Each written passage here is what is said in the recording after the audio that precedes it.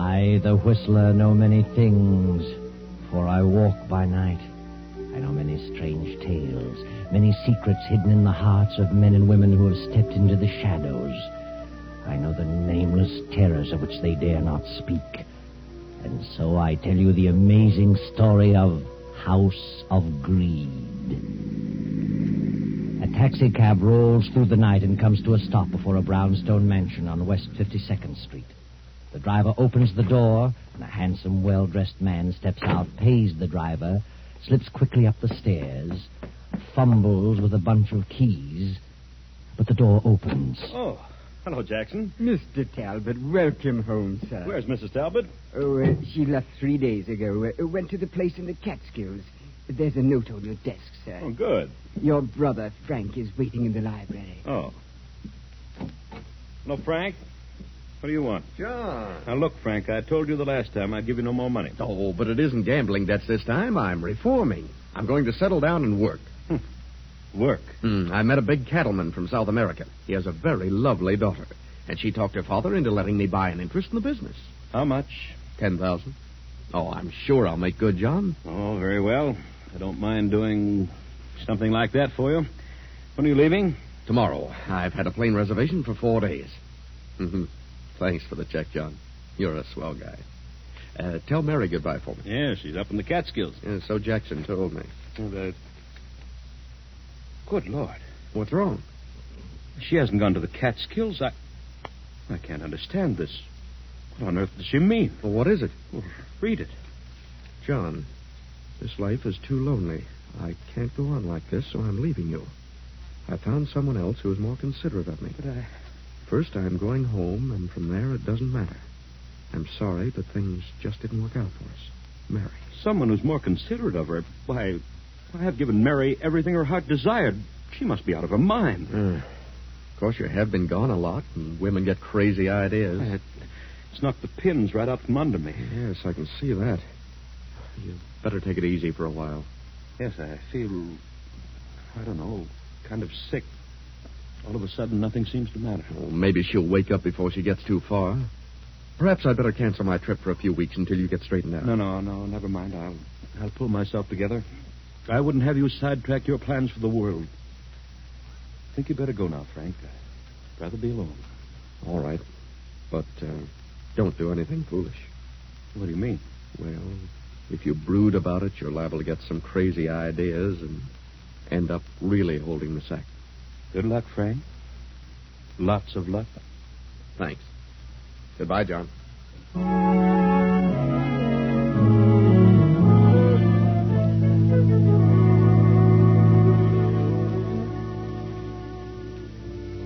John sits for the remainder of the night staring over the top of his desk. The next morning he closes the house and starts on Mary's trail, which takes him to London, Paris, Berlin, all over Europe, but to no avail. Finally, he drops his active interest in his business and goes to live in his country estate. Then one day, 14 years later, he finds himself on a honeymoon. He has married a widow named Helga. Well, John, dear, we got away without too much trouble. It does seem a bit silly, rice and honeymoons at our age. Our age? Well, you sound as though we're a couple of old grannies. I'm 36 and you're 45, and I certainly don't feel old. Why, of course you're not, Helga. Oh, dear. John, now that the wedding's over, there's something I haven't told you. Oh, now I haven't said anything because I was afraid it might make a difference. I know what it is. You have a son. How did you know? I wondered when you were going to mention it. Oh, well, he finishes school this year. It's been quite a struggle putting him through college, but he's very bright. Paul has studied hard and managed to cram 2 years into one. Could he spend the summer with us? Why, of course. Oh, John, you're a darling. I should be able to find a place for him in the business. Oh, ask him to come down to our place in the country. Oh, thanks, John. You're wonderful.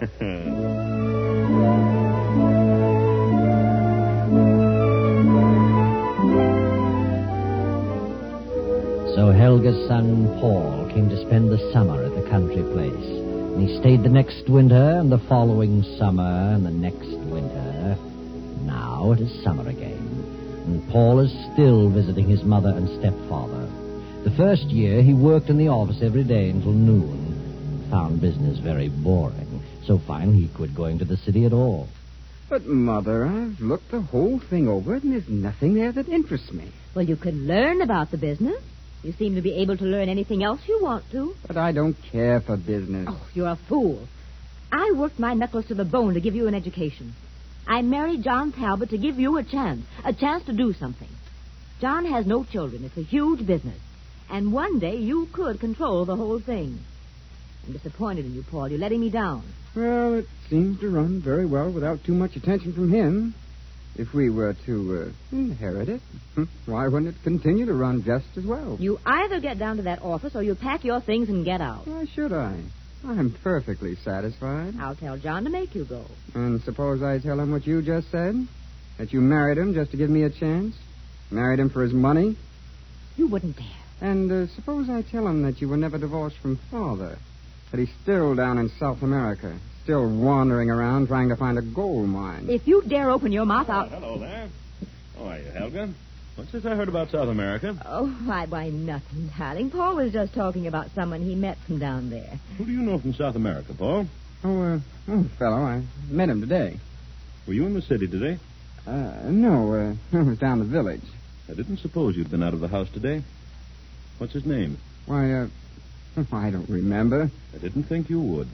You haven't been out of this house for 3 days. Paul, I think you're the laziest man I've ever met. All right. I'll start back to the office Monday. If that's what you and Mother want me to do, I'll do it. Why, I'm sorry I wasn't here for dinner, Helga. I was detained in town. Well, I have quite a bit of work to do. I'll be here in the library for 2 or 3 hours. Very well, John. I won't bother you. I'll go on upstairs. Besides, I want to have a little talk with Paul. Good night, dear. Good night, Helga.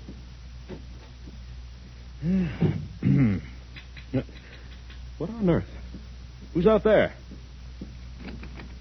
Who are you? What do you want out there? May I come in? I want to talk with you.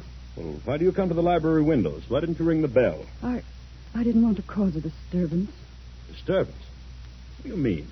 May I come in? Yes, come ahead. Don't you know me, John? Good Lord. Mary. I'm sorry, John. I had to talk with you. I saw the light in the library. What do you want? I need your help. Where have you been all these years? Oh, every place. I'm just still filled with resentment. It's been too long ago. At first I was. I followed you all over Europe, but never quite caught up with you. Now I'm glad I didn't. No telling what I might have done. I'm sorry, John. I was a fool, and I know that now. But may I sit down? Why, of course. Have you a cold? Yes, I can't seem to shake it. I've had it for weeks. See, I hate to mention it, but you look a bit shabby, Mary. Aren't you doing well? Oh, well, yes. Yes, I'm doing all right. Are you? You've married again. Yes. And your wife is here? Yes. Then I'll be as brief as possible. I wouldn't want her to know that I was here. You want me to help your husband? No, not that. I have no husband. What about the man you said was more considerate of you? He left me 4 years after the baby was born. Baby? You have a child? Yes, John. She's 17 now. And where's the man? I don't know, and I don't care. Oh, John, I made the biggest mistake of my life. I should have known better. But he practically carried me off my feet. And I learned later, to my sorrow, that he was not worth shooting. Where's your daughter? She's in a school in Vermont. I've worked hard to give her an education. I've done everything I could do to give her a chance. I've not seen her very often. But now, well, I'm sort of cracking up. I've been ill a lot. And I seem to have trouble getting a job. Job? What kind of a job? Why, any kind of a job. What have you been working at, Mary? Oh, John, I've made such a miserable mess of it. I was never able to face things. always took the line of least resistance. What a shame. And now I've come to the end of my rope. Joan has finished school. She's a lovely girl, John. I can't let her know. I can't take her with me. Why not? She deserves so much more. She deserves a chance in life. I want you to do something for her. Why should I? Because she's your daughter, John. My daughter? Yes, yours and mine. She was born 7 months after I left. Here's the birth certificate. Please, John, do something for her. She shouldn't be made to suffer for my mistake. She's innocent. Well, does she know I'm her father? No. And she doesn't remember the other man. Here, I'll give you her address. Fernwood College. And I'll write a letter to her explaining all about you. Well, Oh, John, you could do so much for her. She's a young lady now. And so lovely. Please see her. I know you'll fall in love with her. All right, Mary. I'll see her. I'll have her come down here. Oh, John, I'm so sorry. So sorry for everything I've done. Please forgive me. I've forgotten everything, Mary. Oh, wait a moment. Take this check and do something about that cough. No, thanks, John. I won't need it. You better take it. Thanks. I'll be all right in a few days. The cough will be gone. Good night, John. Good night, Mary.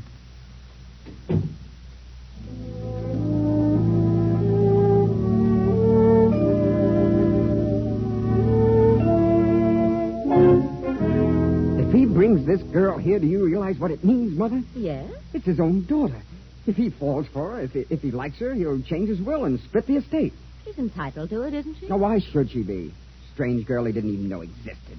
Popped up out of nowhere and cheats us out of half the estate. I know what you mean. We've been here for several years. You're his wife. It isn't fair. What would you do about it, Paul? I'd see that she didn't get anything. How would that be possible? Suppose she didn't like it here. Supposing that before John got attached to her, the things happened that would make her dislike everything here. If she runs away soon enough, he won't change his will. Perhaps you're right. And if she doesn't? Then maybe something could happen to John. Later, something could happen to the girl. But in any event, the will must not be changed. Where do you get such ideas?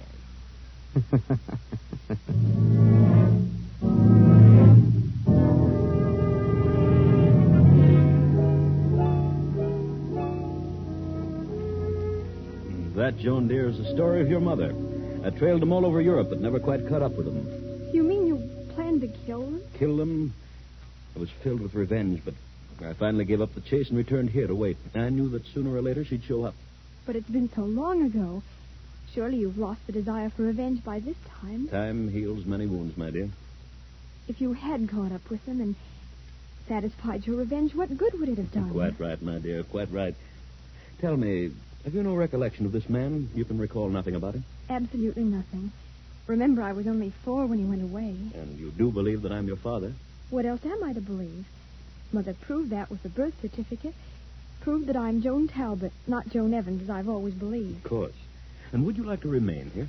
Why, yes, I think I would, Well, but there seems to be a doubt. Why do you hesitate? I don't know. From all the evidence, I belong here. I have a legal right, but... Well, I can't seem to find words to express it. Express what? From the moment I stepped in the door of this house, I've had a strange feeling. A cold, chilly sensation of fear. Well, is it something you feel about me? Yes. You're afraid of me. No, I don't think so. Is it Helga? Well... Is it Paul? Oh, please don't ask me anymore. I don't know what it is. Well, what has Paul said to you? Nothing. No one said anything. It's just a premonition of evil. There's something wrong. Something horribly wrong in this house. Oh, you're imagining things, Joan. It's all in your mind. It will pass as suddenly as it came. You're young, Joan, impressionable, and you've suddenly found your life turned upside down. A new environment to which you've never become accustomed, but you'll get used to it. You're my daughter. I want you to have what you deserve, what is rightfully yours. I understand. And I'll try to overcome this feeling. Yeah, that's better. You're a lovely girl, Joan. An intelligent girl. I know I'm going to be very proud of you. Thank you. I think I'll go to bed now. Well, it is rather late. Good night, dear. See you in the morning.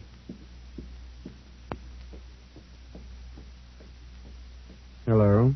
Paul, what are you doing here on the stairs in the dark? I wanted to tell you something. What?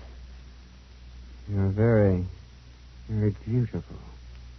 Your eyes, your hair, just like gold. Gold moonbeams. And soft. Paul! And your throat. Your throat is slender and soft. Like... Take your hands off my neck. Paul! I don't know many girls. Girls don't like me. Let me by. You don't like me either, do you? Well, I know. I can tell. Elsie didn't like me either. She was afraid of me. Who's Elsie? She was a girl in the village. She worked here in the summertime. No one knows what became of her. What? I don't remember what happened to her. But her throat was slender and white, like yours. Let me by.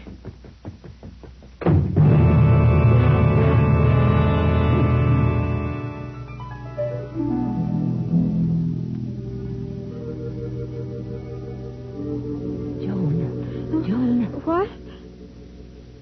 Who's here? Who's in this room? Don't turn on the light. Helga. What do you want? I must talk to you. What about? You're not safe here. No one is safe in this house. You must leave at once. What do you mean? What's wrong? The house is wrong. It's filled with evil and hate. I know. Why do you stay? I can't leave. It's too late. But you must go at once. Do you mean that Paul? That's part of it. And what else? John. John? What about him? I can't tell you. But you must believe me. What about my father? He doesn't believe he is your father. And he's planning to get revenge on your mother through you. I don't believe you. I won't. Get away while you have a chance. No. I won't run from it. I'll face it, whatever it is. Very well. Good night, Joe.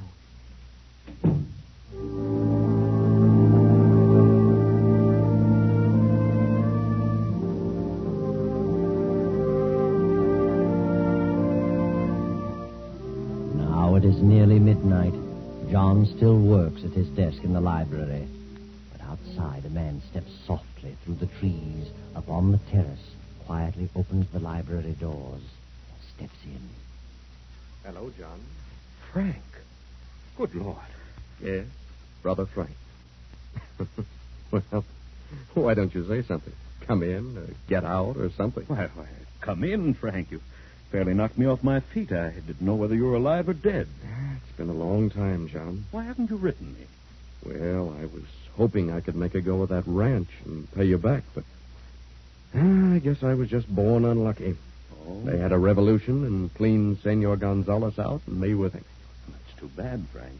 But you're still the same steady, reliable John. Yes, sir, I've tried my darndest to be like you, but, well, it just isn't in me. I don't have what it takes. The last 2 years, I've had a pretty tough time. I caught some sort of a malarial fever down there, and it's impossible to get rid of it. It's recurring. You certainly don't look well. You've aged quite a bit. You better have Dr. Richards look you over tomorrow. She's still kicking around? I thought he'd be gone long ago. How's your new marriage turned out? Oh, very well. Very well indeed. Good. Ever hear from Mary? Yes. She came to see me. I knew she would eventually. She was broke and quite ill. She'd had a tough time of it. And you helped her out. You would. You couldn't turn anyone down. Well, she was mainly interested in my helping the girl. She had her in a school in Vermont. And so now you're taking care of both of them. What else could I do? Good old John. I sent for the girl and brought her down here. She's a lovely child. Sweet as can be. And you'll give her everything her heart desires, I suppose. And then you'll have another problem on your hands with Joan. A girl 17 either wants to get married or go to college.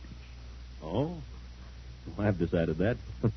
Really? I'd like to send her to Wellesley. Good. It isn't every man who can have... Just a minute, Frank. I'll be right back. Well, what are you doing out here in the hall this time of night, Paul? Oh, well, Mother sent me down to see why you hadn't come up to your room. Oh. Well, tell her I'll be up in a few minutes. Yes, I'll tell her. My stepson, Paul. His mother thought I was staying up unusually late. Oh, well, I'll run along. Good heavens, it's after 12. When's the last train back to the city? 12 o'clock. You've missed it. Well, when's the next one? 5 a.m. Oh. Well, I suppose I'll have to wait for that. Can you put me up? Yes, of course, Frank. Oh, thanks. Wait a moment, Frank. I probably won't be up when you leave, so I'll give you this now. Oh, now, John, I didn't come here for that. Well, that is not exactly. No, you never have. Here you are, Frank. 1,000. And see Doc Richards first thing in the morning. And drop in at the office and let me know what he says. Thanks, John. I'm sorry to have to take this. I only wish that... Oh, forget it. We're not kids any longer. You're too old to learn new tricks now. Run along to bed, Frank. I'll see you tomorrow. Oh, take the guest room at the head of the stairs. Good night, John. See you in town at noon. Night, Frank.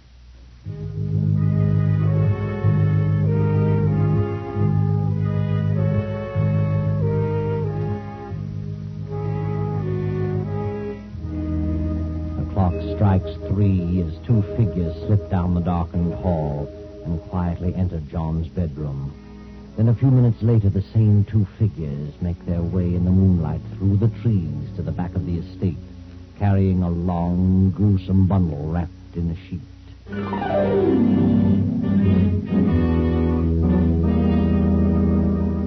Now it is 3 nights later, and Joan, Helga, and Paul are in the library as Joan paces back and forth anxiously. But where could Father have gone? He didn't say a word about going out of town. Oh, maybe he doesn't want to come back. Why not? I don't know. Maybe he doesn't like it here. You should have listened to me. But you didn't say anything about... Well, you just mentioned me. Could have been a mistake. I just had a weird feeling of impending disaster. Something is wrong, I know. If I didn't belong here, if I could leave, I'd not stay another moment. Who knows what will happen next? I know. What do you know? I know what'll happen next. They always happen in twos. Many people have come here, stayed a while, and then suddenly disappeared. What time is it? 11:30. There's a train at 12. I'm leaving here. Hello? Yes, this is Joan Talbot. What? Good heavens, who? Where? Yes. Yes, I understand. Yes, I'll be here. Yes. Who was it? I don't know. I've never heard anything like it. What do you mean? It was a man, and What man? he said he had a message for us. And he'll be here at 12 o'clock, and to wait for him in the library. The police? I don't know. He said he'll come to the garden windows, to the library window. Who could it be? I don't know. But we'll wait. I'm going to see this through.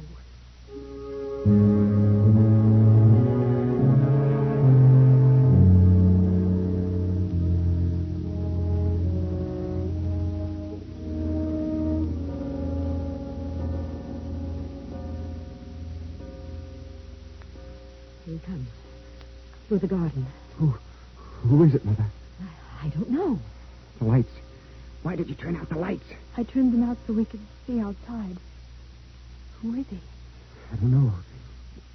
He's up on the terrace.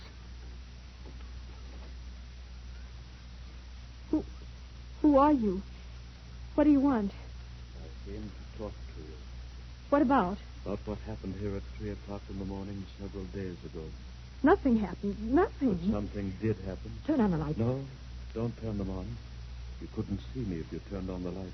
Oh, good Lord. Was it you who phoned me? I spoke to you. But I didn't phone you. Mother. What happened in this house at 3 o'clock several days ago? A man was murdered. What? Paul, turn on the lights. Turn on the lights. Joan Talbot, open the top drawer of that desk. And I'll take out the paper. It says, on the night of August 5th, we, the undersigned, murdered John Talbot in his bedroom and buried his body on the estate. We didn't. We didn't. It's John. It's John. Sign it. Sign the paper and I'll go. Sign it, Paul. Sign it. You did it. You killed him. Sign it. You help me. You sign it. I can't. Turn on the lights, Joan. John. It's him. It's him. He isn't dead. No, Paul. We didn't. Paul, what happened? I'll tell you. You killed my brother Frank instead. Come on in, Sergeant. You heard it all. Yes, we heard it all. Father, what on earth happened?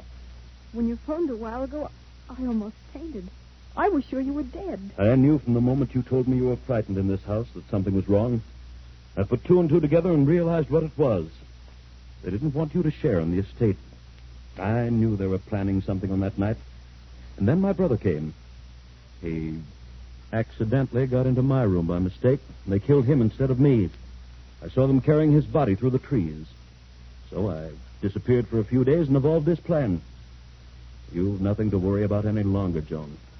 Nothing. No. Nothing to worry about. But the truth would certainly amaze you. All that Helga said about Paul and John was true. John was planning revenge, but not through Joan. That night your brother Frank came back. You discovered something, John. What was it Frank said? And then you'll have another problem on your hands with Joan.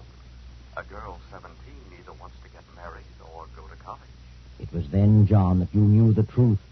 The only way that Frank could have possibly known that the girl's name was Joan and that she was 17 was to have been with Mary. So John knew then that it was Frank who ran away with Mary and deserted her when Joan was 4 years old. And then John, knowing that Helga and Paul planned to kill him, deliberately let Frank occupy his room on that fateful night. John's revenge was satisfied, and he didn't have to turn a hand. That's all.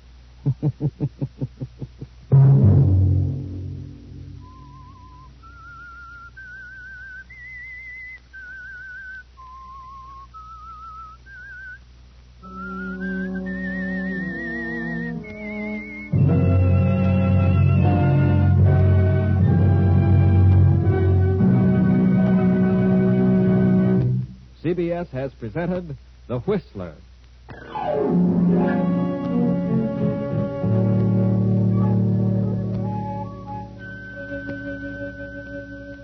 And now an important announcement regarding a change of time. Beginning 1 week from tomorrow night, on Sunday, September 13th, The Whistler will come to you at 9:15 p.m. Remember, Sunday, September 13th at 9:15 p.m.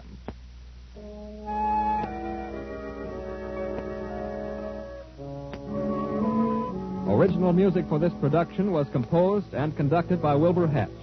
The Whistler is written and directed by J. Donald Wilson and originates from Columbia Square in Hollywood. This is the Columbia Broadcasting System.